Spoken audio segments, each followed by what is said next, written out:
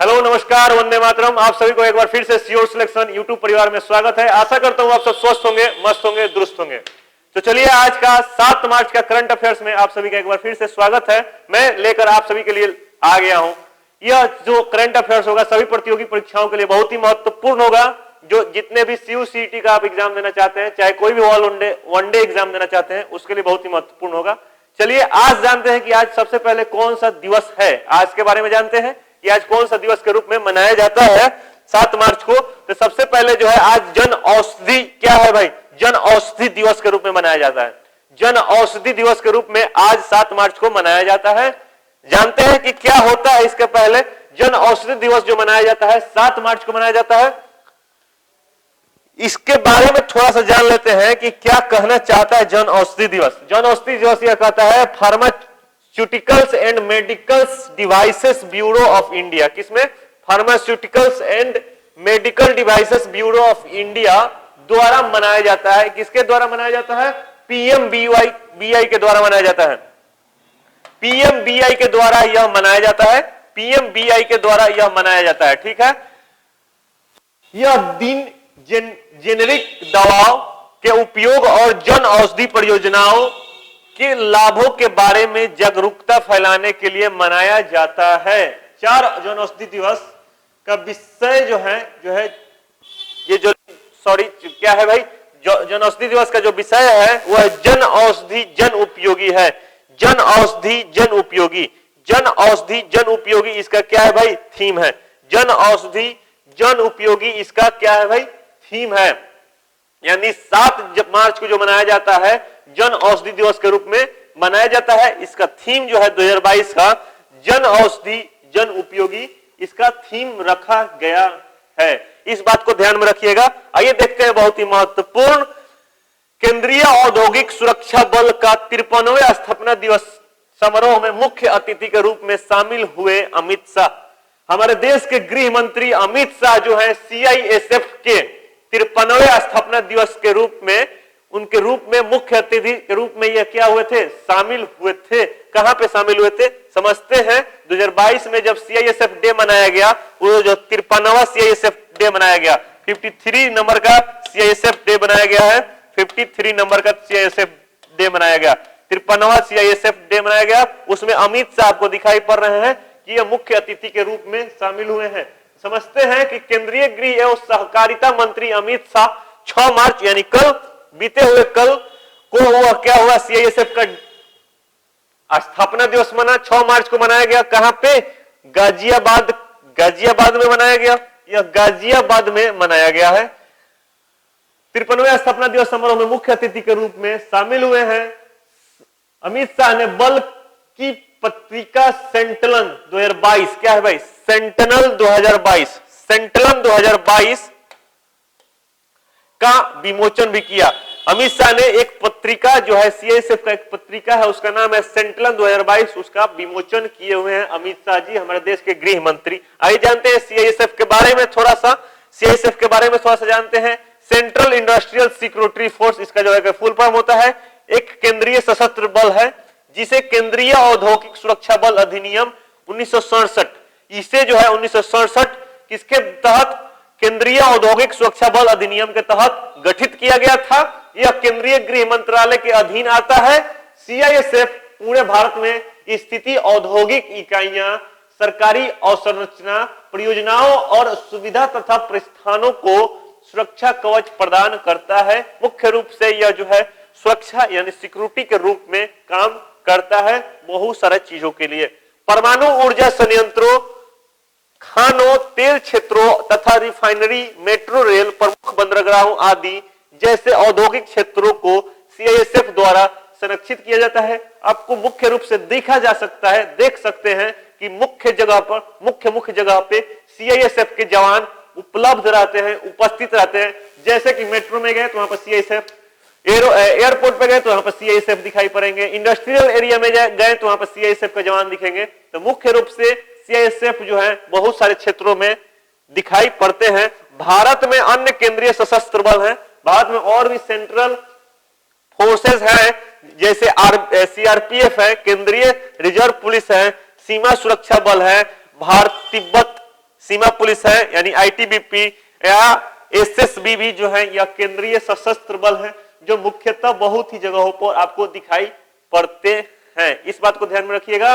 और ये 1967 के एक अधिनियम के तहत इसको गठित किया गया है। आगे देखते हैं, बहुत ही महत्वपूर्ण क्या है, भारत के पहले स्वदेशी प्रशिक्षण विमान हंसा। इस बात को ध्यान में रखिएगा।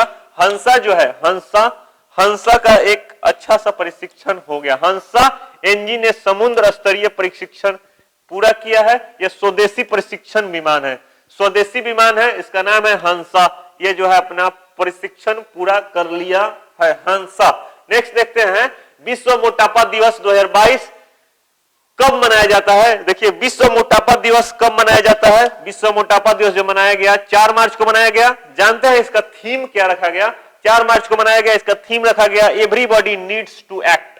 प्रत्येक बॉडी यानी एवरीबॉडी नीड्स टू एक्ट। विश्व मोटापा दिवस पहली बार वर्ष 2015 में मनाया गया था। विश्व मोटापा दिवस मोटापे के बारे में जागरूकता फैलाना और इसका उन्मूलन की दिशा में कार्रवाई को प्रोत्साहित करने के लिए मनाया जाता है। यानी मोटापा के बारे में प्रोत्साहन यानी उसके बारे में बताना, जागरूकता फैलाना, क्या उसका लाभ है, क्या उसका हानि है, घाटा है, इसके उन्मूलन के दिशा में कार्रवाई प्रोत्साहित करने के लिए यह क्या बनाया जाता है भाई, विश्व मोटापा दिवस के रूप में मनाया जाता है। यह शुरुआत जो है 2015 से किया गया है। इस बात को ध्यान में रखिएगा। आगे देखते हैं, कालियाट्टम क्या है भाई, कालियाट्टम। कालियाट्टम, कालियाट्टम यानी थेयम उत्सव किस राज्य में मनाया जाता है। थेयम उत्सव किस राज्य में मनाया जाएगा, सॉरी किस राज्य में मनाया जाएगा, तो केरल का एक उत्सव है थेयम यानी कालियाट्टम। जानते हैं कालियाट्टम केरल में किया जाने वाला 800 साल पुराना एक अनुष्ठान नृत्य है। एक्चुअली यह डांस है, केरल का एक डांस है कालियाट्टम। इस बात को ध्यान में रखिएगा। यह 800 साल पुराना एक अनुष्ठान यानी रिचुअल डांस है। यह लोक नृत्य और कला को प्रदर्शित करता है जिससे प्राचीन जनजातीय संस्कृतियों को प्रदर्शित किया जाता है। यानी हिस्ट्री की जितनी भी जनजातियां हैं, चाहे कलाकृतियां हैं या चाहे संस्कृतियां हैं, उसको प्रतिष्ठित करता है, शो करता है, दिखाता है। क्या, कालियाट्टम केरल का एक डांस है। आगे देखते हैं, आगे में क्या है, राजस्थान उच्च न्यायालय। बहुत ही इंपॉर्टेंट है, ये बहुत ही ज्यादा इंपॉर्टेंट है, प्रत्येक प्रतियोगी एग्जाम में पूछा जाता है। जैसे कि इस बार सीएचएसएल के प्रत्येक दिन कहीं हाई कोर्ट के जज का नाम पूछा हुआ था, मुख्य न्यायाधीश का नाम पूछा हुआ था। इस बार भी सीएचएसएल का फॉर्म आया गया है और इस बार भी क्वेश्चन ये बनेंगे, क्योंकि बहुत सी ज्यादा क्वेश्चन बनते हैं हर एक दिन। जीएस पेपर में कहीं ना कहीं हाई कोर्ट का मुख्य न्यायाधीश का नाम पूछा हुआ था। इसी प्रकार से राजस्थान के मुख्य न्यायाधीश, राजस्थान उच्च न्यायालय के मुख्य न्यायाधीश बने हुए हैं M Srivastava. M Srivastava. Question इस प्रकार से बनेगा कि 2021 में राजस्थान हाई कोर्ट के उच्च न्यायालय, राजस्थान हाई कोर्ट के न्यायाधीश कौन था, तो उसका नाम ये मत रखिएगा एम श्रीवास्तव, उसका नाम होगा अकील कुरैशी। क्वेश्चन इस प्रकार से बनते हैं, अकील कुरैशी का जगह लेने जा रहे हैं एम श्रीवास्तव। एम श्रीवास्तव जो है अकील कुरैशी का जगह लेने जा रहे हैं। नेक्स्ट आपके सामने है, बीसीसीआई ने टाटा आईपीएल 2022, आईपीएल का शुभारंभ होने जा रहा है 26 मार्च से शुभारंभ होने जा रहा है। आपको किस घरेलू कार्ड भुगतान नेटवर्क को ऑफिशियल पार्टनर बनाया है, यानी टाटा ने किसके साथ अपना ऑफिशियल पार्टनर बन गया है, वो है रुपे के साथ। रुपे के साथ जो है टाटा जो है ऑफिशियल पार्टनर बन गया है। टाटा आईपीएल टूर्नामेंट के लिए घरेलू कार्ड नेटवर्क रुपे को ऑफिशियल पार्टनर क्या बनाया है, ऑफिशियल पार्टनर के रूप में बनाया है। भारत का स्वदेशी भुगतान प्रणाली पर आधारित एटीएम कार्ड है, इसे वीजा और मास्टर कार्ड की तरह प्रयोग किया जाता है और इसे वीजा और मास्टर कार्ड की तरह ही प्रयोग किया जाता है।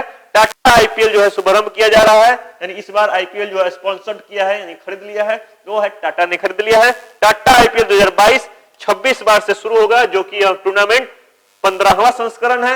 अभी तक 15 सीजन हो चुका है आईपीएल का, 15वां संस्करण है। इस बार यह टूर्नामेंट का शुभारंभ मुंबई और पुणे में खेला जाएगा। मुंबई और पुणे में यह शुभारंभ होने जा रहा है। नेक्स्ट आपके सामने आपके स्क्रीन पे है 73वां स्ट्रेंजा मेमोरियल बॉक्सिंग टूर्नामेंट। 73वां स्ट्रेंजा मेमोरियल बॉक्सिंग टूर्नामेंट 2022 का आयोजन कहां हुआ है, वो है सोफिया में। सोफिया में जो है 73 नंबर स्ट्रेंजिया मेमोरियल बॉक्सिंग टूर्नामेंट का शुभारंभ हुआ है। भारतीय बॉक्सिंग खिलाड़ियों ने इस प्रतियोगिता में 2 स्वर्ण और 1 कांस्य पदक, 3 पदक, साथ में 3 पदक जीता हुआ है, यानी 2 गो गोल्ड मेडल और 1 गो ब्रॉन्ज मेडल लेकर 3 पदक लाए हैं। जानते हैं क्या है? निखत जरीन ने महिलाओं के 52 किलो प्रतिस्पर्धा में यूक्रेन के तेतानिया कोब को 4-1 से हराकर स्वर्ण पदक जीता था। नीतू ने महिलाओं के 48 किलोग्राम फाइनल इटली के एरिका प्रिंसिडियाडो को 5-0 से हराकर स्वर्ण पदक जीता था। और नंदिनी ने 81 किलो वर्ग में भारत के लिए कांस्य पदक जीता हुआ था। इन तीनों महिलाओं ने 3 पदक लेकर आई, 2 स्वर्ण पदक और 1 कांस्य पदक। कहां से? सोफिया बुल्गारिया से, सोफिया बुल्गारिया से। नेक्स्ट आपके सामने आपके स्क्रीन पे है, रेलवे ने कवच टक्कर रोधी प्रणाली का किया परीक्षण। इस बात को ध्यान में रखिए, रेलवे जो है बहुत ही अच्छा परीक्षण कर लिया है, यानी अब कोई भी रेलवे आपस में टकराएगी नहीं।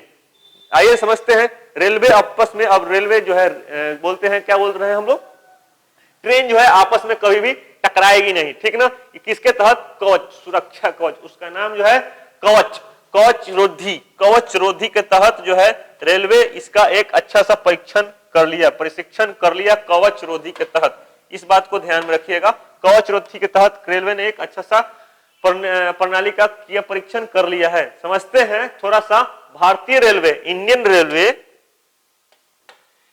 रेलवे जो है ने एक नए सुरक्षा सिस्टम कवच की विकसित किया है। एक नया सुरक्षा सिस्टम है कवच को यह विकसित किया है। यह एक ऐसा सिस्टम है जिसके मदद से रेल हादसों से बचा जा सकता है। यह कवच देश में डेवलप किया गया है। Automatic train protection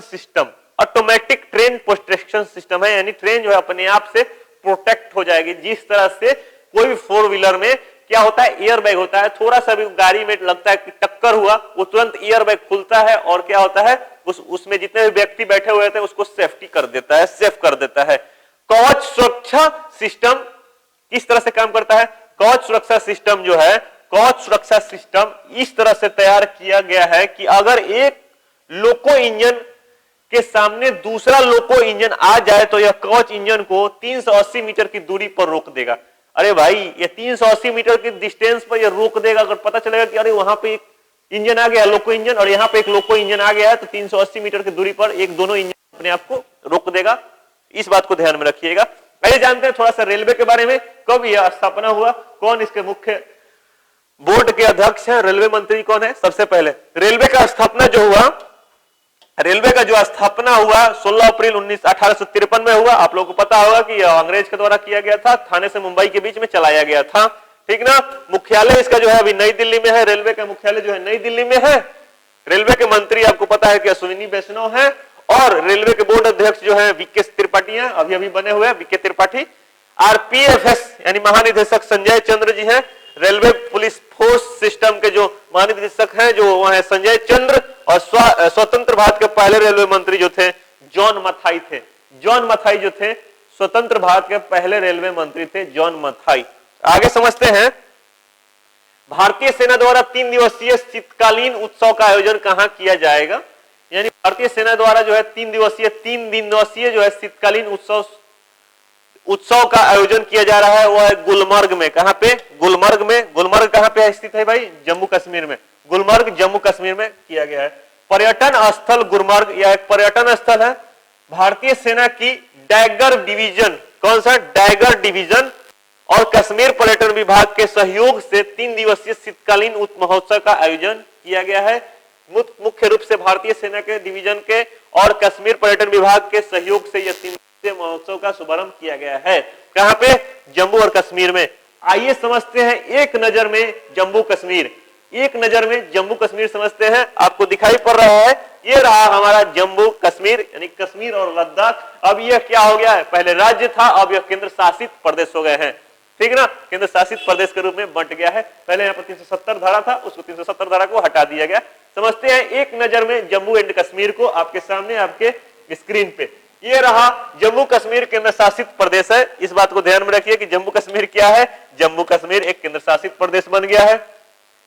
Jammu Kashmir पहले राज्य था। जम्मू कश्मीर क्या था? राज्य था, लेकिन अनुच्छेद 370 खत्म होने के बाद यह केंद्र शासित प्रदेश बन गया है। पहले वहां पर 370 चलता था, यानी वो उसका अपना सभी चीज होता था, कानून, वीजा, पासपोर्ट, सब चीज अपना अपना लगाया जाता था जम्मू कश्मीर के लिए 370 के तहत। लेकिन अब वह टूट कर क्या हो गया, अब एक केंद्र शासित प्रदेश बन गया। जम्मू कश्मीर की राजधानी जो है वो है जम्मू। शीतकाल में जब विंटर सेशन आता है तो जम्मू उसका क्या हो जाता था, राजधानी हो जाता था। श्रीनगर ग्रीष्म काल में उसका राजधानी हो जाता था। ये तो ये बहुत ही ज्यादा प्रॉब्लम क्रिएट करता था, इस वजह से केंद्र शासित कर दिया गया। जम्मू के उपराज्यपाल कौन है भाई, उपराज्यपाल के रूप में जो है मनोज सिन्हा काम करते हैं, ठीक ना, राज्यपाल नहीं, अभी वहां पर लेफ्टिनेंट ही काम करेंगे मनोज सिन्हा। जम्मू कश्मीर का उच्च न्यायालय मुख्य न्यायाधीश जो है पंकज मित्तल है, पंकज मित्तल है। जम्मू कश्मीर का नया यूटी पक्षी जो है वो है कलीज फिसेंट, कलीज फिसेंट जो है वहां के नया पक्षी है। जम्मू कश्मीर की प्रमुख झील कौन कौन सी है, वो है डल झील, नगीन झील, गाडसर झील, अनंतनाग झील, बुल्लर झील, बेरीनाग झील, शेषनाग झील, कैसरनाग झील, मोरीर झील, लद्दाख में है गंगाबल झील और मानसबल झील। इतने झीलें जो हैं जम्मू कश्मीर के बहुत ही महत्वपूर्ण झीलें हैं जो कि जम्मू कश्मीर में स्थित हैं। जम्मू कश्मीर के प्रसिद्ध लोक नृत्य कौन सा है, जम्मू कश्मीर में जो प्रसिद्ध लोक नृत्य के रूप में जो है भांड जश्न, डमहल, कूद, बच्चा नागमा, रूफ। सबसे ज्यादा ये रौफ क्वेश्चन बनता है कि रौफ कौन सा राज्य का रौफ है, या RAUF, रौफ, RAUF जो है सबसे ज्यादा क्वेश्चन बनता है कि रौफ कौन सा राज्य का जो है कि नृत्य है, लोक नृत्य है। हफीजा, बुग्गी, नचुन, ये जो है जम्मू कश्मीर के प्रमुख नृत्य हैं, लोक नृत्य हैं। जम्मू कश्मीर की प्रमुख मंदिर के बारे में जानते हैं, सभी लोग जानना चाहते हैं। श्री माता वैष्णो देवी मंदिर जो कि कटरा में स्थित है, अमरनाथ मंदिर जो कि पहलगांव में स्थित है। अब थोड़ा सा जानते हैं कि वहां के कश्मीर के प्रमुख दर्रे पास के बारे में जानते हैं जो कि नेचुरल है। वो है बुर्जिल दर्रा, बनिहाल दर्रा, जोजिला दर्रा, बुर्जिल दर्रा, बनिहाल दर्रा, जोजिला दर्रा, ठीक ना। भारत की सबसे बड़ी ताजे पानी की झील जो है बुल्लर झील है जो कि वहीं पे स्थित है, जम्मू कश्मीर में ही स्थित है बुल्लर झील। सबसे बड़ा ताजे पानी का झील जो है स्थित है वो है बुल्लर झील है, जम्मू कश्मीर में ही स्थित है। श्रीनगर किस नदी के किनारे स्थित है, वो झेलम नदी के किनारे पर स्थित है। अभी श्रीनगर की बात कर रहे हैं, वो है जो है झेलम नदी के किनारे पर स्थित है। जम्मू कश्मीर के प्रमुख राष्ट्रीय उद्यान जो है वहां पे कौन कौन से मुख्य रूप से राष्ट्रीय उद्यान स्थित है, वो है सलीम अली राष्ट्रीय उद्यान, दाचीनाग राष्ट्रीय उद्यान और किश्तवाई राष्ट्रीय उद्यान जो है कि जम्मू कश्मीर का राष्ट्रीय उद्यान जो है मुख्य रूप से स्थित है प्रमुख। तो एक नजर में आपके सामने जम्मू कश्मीर उपस्थित हो गया। इससे जो भी क्वेश्चन बनने वाले हैं आगामी एग्जाम में जो बहुत ही महत्वपूर्ण होंगे। आपके सामने एक नया है, यूक्रेन को नो फ्लाई जोन घोषित करने में नाटो ने किया इनकार। यही होता है भाई कि दूसरे के दम पर अगर कूदिएगा तो यही होगा। नाटो पहले बहुत ही ज्यादा समर्थन कर रहा था यूक्रेन को, अब क्या किया भाई कि चलो तू चल गया, अब जाकर तुम गड्ढा में गिर जाओ। नाटो क्या किया है भाई, उसको इनकार कर दिया है। यूक्रेन के राष्ट्रपति जेलेंस्की ने नाटो से आग्रह किया था कि हमारे ऊपर नो फ्लाई जोन घोषित कर दीजिए, लेकिन जब पुतिन का जवाब आया कि अगर ऐसा हुआ तो बहुत ही ज्यादा भुगतना पड़ जाएगा नाटो देशों को, यानी यूरोपियन यूनियन में जितने भी देश शामिल हैं सबको बहुत ही ज्यादा भुगतना पड़ जाएगा। तो समझते हैं कि क्या कहे थे और क्या होता है नो फ्लाइंग जोन, इसके बारे में अभी आप सभी को मैं बता रहा हूं। तो आइए समझते हैं क्या कहा गया इनके द्वारा। यूक्रेन के राष्ट्रपति वोलोदिमीर जेलेंस्की, कौन है भाई, यूक्रेन के राष्ट्रपति जो है वोलोदिमीर जेलेंस्की। वोलोदिमीर जेलेंस्की जो है यूक्रेन के राष्ट्रपति हैं। इन्होंने क्या कहा, इन्होंने कहा रूस के साथ चल रहे संघर्ष के बीच यूक्रेन के ऊपर नो फ्लाइंग जोन लागू नहीं करने के लिए नाटो फैसले की निंदा की है। नाटो फैसला की निंदा तो करना ही पड़ेगा भाई, जब दूसरे के दम पर कूदिएगा तो यही होने वाला है। दूसरे के दम पर कभी भी नहीं पैर पसारना चाहिए, ठीक ना। यही हुआ। जेलेंस्की ने 4 मार्च को हुए नाटो सम्मेलन को कमजोर, कंफ्यूज करार दिया है। नाटो महासचिव जेंस स्टोल्टनबर्ग ने नो फ्लाई जोन की डिमांड को सिरे से खारिज कर दिया है। यानी जो नाटो के जो मुख्य न्यायाधीश है, मुख्य अध्यक्ष जो है, महासचिव हैं, जेस स्टोल्टनबर्ग ने उसको क्या कर दिया है, करार कर दिया है कि नहीं, हम नहीं कर सकते नो फ्लाइंग जोन।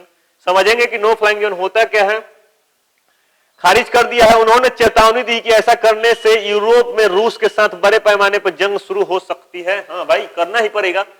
पहले ही रूस पुतिन ने कह दिया भाई पू से पुतिन और पू से पुष्पा, झुकेगा नहीं साला। समझ में आया? वो कभी झुकने वाला नहीं है, पुतिन चाहे पुष्पा, दोनों एक ही नक्षत्र में जन्मे हुए हैं, ठीक ना। वो पैमाने की जंग शुरू कर सकता है। पुतिन ने ऐसा बोला था कि अगर ऐसा हुआ तो बहुत ही खतरनाक साबित हो जाएगा। इस वजह से नाटो के देश पीछे कतरा गए। उधर रूस के राष्ट्रपति व्लादिमीर पुतिन ने 5 मार्च को कहा कि किसी तीसरे पक्ष द्वारा यूक्रेन के ऊपर नो फ्लाइंग जोन घोषित करने से को मास्को युद्ध में शामिल होने के तौर पर देखा जाएगा। अगर कोई भी तीसरा ऐसा किया तो समझा जाएगा कोई युद्ध में शामिल हो गया है। अगर कोई भी तीसरा अंदर में आया तो समझ लीजिए कि आप भी कटे जाएंगे। यूक्रेन तो कटा जा ही रहा है, आप भी काटे जाएंगे। इस बात को ध्यान में रखिएगा। समझते हैं कि नो फ्लाइंग जोन होता क्या है?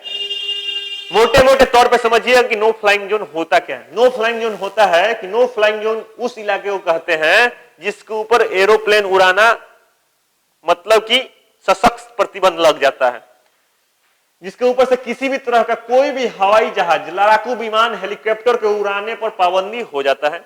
अक्सर देखा गया है कि सुरक्षा के मद्देनजर रखते हुए संवेदनशील इलाकों को सुरक्षा प्रदान करने के लिए इसका ऐसा ऐलान किया जाता है, लेकिन सरकारी जहाजों को नहीं है, हमेशा प्राइवेट कंपनियों को ही ऐसा किया जा सकता है।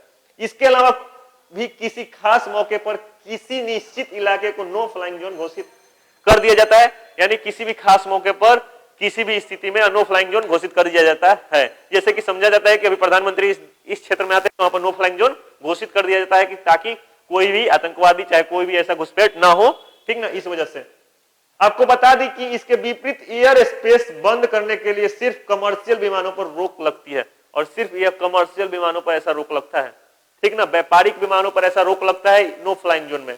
तो रूस जो है व्यापारिक विमान नहीं है, रूस का जो जितना भी विमान है व्यापारिक विमान नहीं है, ठीक ना, व्यापारिक विमान नहीं है। समझते हैं थोड़ा सा। और यूक्रेन ऐसा क्यों नहीं करेगा? नाटो का समझना है। नाटो को डर है कि यूक्रेन में नो फ्लाइंग जोन करने से रूस के साथ सीधा सैन्य संघर्ष हो सकता है। नाटो में जितने भी 30 देश हैं उसके साथ जो है रूस के साथ सीधा मारापीटी चालू हो जाएगा भाई, समझ लीजिएगा। अभी तो तनाव यूक्रेन तक सीमित है, वो सकता है, अभी तो यूक्रेन तक ही सीमित है भाई। अभी तो हम यूक्रेन में ही चले हैं, चलेंगे तो पूरा यूरोप को लेकर चल सकते हैं। नो फ्लाइंग जोन घोषित करने का मतलब यह भी होगा कि नाटो पायलट्स रूसी एयरक्राफ्ट को उड़ा सकते हैं। नाटो के जो पायलट्स रूसी एयरक्राफ्ट को उड़ा सकते हैं। नाटो को अपने मिशन को एक्सपोर्ट करने के लिए रिफ्यूलिंग टैंकर्स, क्या है भाई? रिफ्यूलिंग टैंकर्स, यानी जो फ्यूल से ईंधन भरते हैं उसको रिफ्यूल कहते हैं। रिफ्यूलिंग टैंकर्स और इलेक्ट्रॉनिक सर्विलांस एयरक्राफ्ट भी तैनात करने पड़ेंगे। इनकी सुरक्षा के लिए नाटो को रूस तथा बेलारूस में जमीन से हवा मार करने वाली मिसाइलें को नष्ट करना होगा। उससे तनाव और बढ़ेगा। जैसा कीजिएगा वैसा होगा ही, तो तनाव तो बढ़ेगा ही। दोनों कभी झुकने वाले नहीं है। उधर जेलेंस्की भी नहीं मान रहे हार, और नहीं वो पुतिन तो कभी झुकेगा ही नहीं। करना होगा। नो फ्लाइंग जोन बनाने की शुरुआत कब से हुई थी, इस बात को ध्यान में रखिएगा। एक एक पॉइंट समझिएगा कि नो फ्लाइंग जोन बनाने की शुरुआत कब की गई है।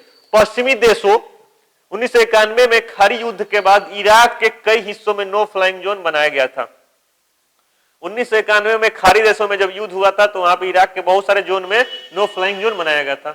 1993 से 95 के बीच बोस्निया और हर्जनोविना में सिविल वार के दौरान नो फ्लाइंग जोन बनाए गए थे। 2011 में लीबिया में गृह युद्ध के दौरान नो फ्लाइंग जोन बनाया गया था। यानी इस बात को ध्यान में रखिए कि 1991 में सबसे पहले नो फ्लाइंग जोन बनाया गया था। सबसे पहले नो फ्लाइंग जोन जो है 1991 में बनाया गया था, वो है पश्चिमी देशों के खाड़ी युद्ध के बाद इराक के बहुत सारे हिस्सों में ऐसा किया गया था। नेक्स्ट देखते हैं, बहुत ही महत्वपूर्ण होगा, समझेंगे और आज चर्चा भी करेंगे कि नरेंद्र मोदी जो है हमारे देश के प्रधानमंत्री यूक्रेन के राष्ट्रपति जेलेंस्की से बात किए हुए हैं और साफ साफ कट छट गए हैं। सिर्फ उनको बात पे किया गया है। मैं बताऊंगा क्या कहे हैं नरेंद्र मोदी जेलेंस्की के साथ और क्या सहयोग, ठीक ना। गंगा कार्यकल्प के लिए किस मिशन को विशेष जूरी पुस्तक से सम्मानित किया गया है? स्वच्छ गंगा के लिए राष्ट्र मिशन को, स्वच्छ गंगा के लिए राष्ट्र मिशन को क्या किया गया है भाई? स्वच्छ गंगा के लिए राष्ट्र मिशन को ऐसा किया गया है। स्वच्छ गंगा को राष्ट्र मिशन के लिए किया गया है। पालतू कुत्ते के लिए किस बीमा कंपनी ने स्वास्थ्य बीमा योजना की शुरुआत किया है? Future generally. फ्यूचर जनरली एक स्वास्थ्य मिशन कंपनी है, स्वास्थ्य बीमा कंपनी है। यह पालतू कुत्तों के लिए बीमा तैयार कर रही है, पालतू कुत्तों के लिए यह बीमा तैयार कर रही है। नेक्स्ट आपके सामने है, केंद्रीय मंत्री स्मृति ईरानी जी ने महिलाओं के लिए किस प्रोजेक्ट को लॉन्च किया है? स्त्री मनोरक्षा परियोजना। स्त्री मनोरक्षा परियोजना के तहत स्मृति ईरानी ने एक प्रोजेक्ट लॉन्च किया है। केंद्रीय स्मृति ईरानी ने महिलाओं के लिए प्रोजेक्ट लॉन्च किया हुआ है स्त्री मनोरक्षा परियोजना। किस आईआईटी संस्थान ने आईआईटी रुड़की के साथ रुड़की वाटर कॉन्क्लेव का आयोजन किया है? वो है, किस संस्थान ने आईआईटी रुड़की के साथ जो है रुड़की वाटर कॉन्क्लेव का आयोजन किया है? वो है राष्ट्रीय जल विज्ञान संस्थान। राष्ट्रीय जल विज्ञान संस्थान जो है आईआईटी रुड़की के साथ जो है रुड़की वाटर कॉन्क्लेव आयोजन किया है। किस अंतरिक्ष एजेंसी द्वारा यूरोप क्लिपर अंतरिक्ष यान विकसित किया है? वो है यूरोप क्लिपर अंतरिक्ष यान, वो किया है नासा के द्वारा अमेरिका का यूरोप स्पेस एजेंसी के द्वारा। किस मंत्रालय ने स्वदेश दर्शन योजना के तहत सर्वश्रेष्ठ प्रथाओं के लिए पुरस्कार देने की घोषणा की है? पर्यटन मंत्रालय ने ऐसा करने की घोषणा की है। 2 दिवसीय स्टडी इन इंडिया 22 की बैठक का उद्घाटन कहां किया गया है? वो है बांग्लादेश ढाका में। 2 दिवसीय स्टडी इन इंडिया 2022 की जो है बैठक 2 दिवसीय चलने वाली है, 2 दिन के लिए है। वो कहां पे हो रही है? ढाका में हो रही है। आइए समझते हैं, पुतिन ने तीसरी बार, जेलेंस्की ने से दूसरी बार बात। हमारे देश के प्रधानमंत्री नरेंद्र मोदी, रशिया के राष्ट्रपति पुतिन और यूक्रेन के राष्ट्रपति जेलेंस्की, पुतिन से जो है कि तीसरी बार बात हुई। किसकी बात हुई? तीसरी बार बात हुई हमारे देश के प्रधानमंत्री का, और वहीं जेलेंस्की से दूसरी बार बात हुई। यहाँ पे मुख्य बात यह हुआ कि मानवता कहीं संपर्क में रहे, मानवता कहीं मानव धर्म के ही पक्ष में रहे हमारे देश के प्रधानमंत्री नरेंद्र मोदी। और मुख्य रूप से चर्चा यह किया गया कि हमारे देश के जितने भी वहां पे छात्र फंसे हुए हैं उनको निकालने में मदद किया जाए। उनका मुख्य पॉइंट यही था। यह 35 मिनट तक बातें चली यूक्रेन के चर्चा पे, यूक्रेन में हालत कैसे है, और मुख्य रूप से यही बात किया गया कि हमारे देश के जितने भी छात्र वहां पर फंसे हुए हैं उसको निकालने में मदद करिए। फोन पर यह बातें हुई, इस बात को ध्यान में रखिएगा। और जेलेंस्की ने धन्यवाद किया, इस बात को भी ध्यान में रखिएगा। जेलेंस्की को बहुत सारा सपोर्ट मिलेगा, ऐसा बात नहीं है। यूक्रेन को भी सपोर्ट मिलेगा, रशिया को भी सपोर्ट। यह पूरा का पूरा विरोध में नहीं जाने वाला है हमारा देश, क्योंकि बहुत ही ज्यादा मदद कर चुका है रशिया, बहुत ही ज्यादा मदद करता है। वो चाहे सैन्य संगठन से हो चाहे फाइनेंशियल हो, रशिया बहुत ही ज्यादा पुराना दोस्त है। इसलिए रशिया के विरोध में नहीं जा सकता है, और नहीं जा सकते हैं प्रधानमंत्री हमारे देश के, ठीक ना। और जेलेंस्की के भी विरोध में नहीं जा सकते हैं, ऐसा नहीं किया जा सकता है, ठीक ना। हम वहां से अनुपस्थित हो जाएंगे, सिर्फ हमारे देश के बच्चों को वहां से निकालने में। मुख्य पॉइंट वहां पे ये रहा कि हमारे देश के बच्चों सबको वहां से निकालने में सिर्फ आप लोग मदद कीजिए। ये तो पहले से ही पुतिन जी मदद कर ही रहे हैं। जेलेंस्की के थोड़ा सा राष्ट्र में कुछ सैनिकों द्वारा कुछ खोट निकल रहा है, इस वजह से यहाँ पे ये बात किया गया। समझ में आया? इस बात को ध्यान में रखिएगा। आशा करते हैं कि आज का करंट अफेयर्स आप सभी को समझ में आया होगा। चलिए मिलते हैं नेक्स्ट सेशन में। जय हिंद।